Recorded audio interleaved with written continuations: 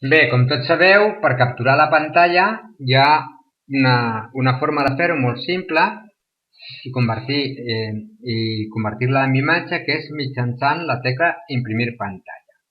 Clico en imprimir pantalla, m'aniria, per exemple, al GIMP, apretaria control, aniria a pegar i tindria la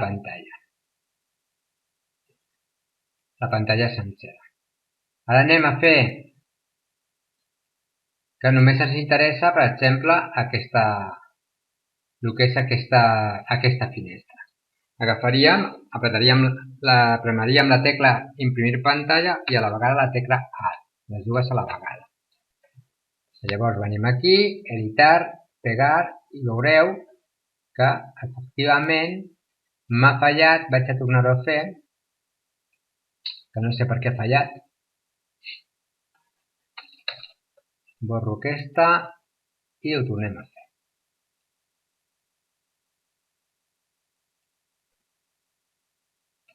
Al imprimir pantalla, em sembla que m'he equivocat de... I només m'ha de que sortir aquesta pantalla, l'altra no. Pegar, i ara efectivament veieu que només me surt la pantalla activa, que és la que captura. Bé, moltes vegades als ordinadors la tecla imprimir pantalla no està configurada com hem vist ara. I una forma també de capturar la pantalla és directament utilitzant el programa GIMP.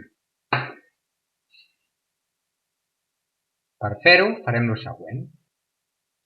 Anem a Arxivo, Crear, Captura de pantalla. Llavors ens sortirà aquesta finestra que ens diu capturar una sola ventana o capturar la pantalla entera. Anem a capturar primer la pantalla sencera.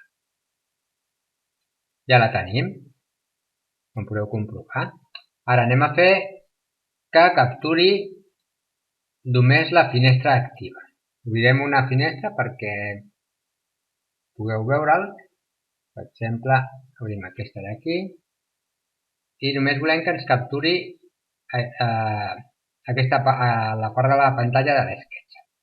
Tornem a fer el mateix, ens anem a Arxivo, Crear, Captura de pantalla i li diem que volem que capturi una sola finestra. Clico capturar i em surt aquesta creu. Simplement l'arrossego a la finestra que vull capturar i el contorn es ressalta i veureu com només capturaré la finestra activa. Efectivament, tinc només capturada la finestra activa. Per tant, ja heu vist com se captura pantalles amb el programa GIMP. Moltes gràcies.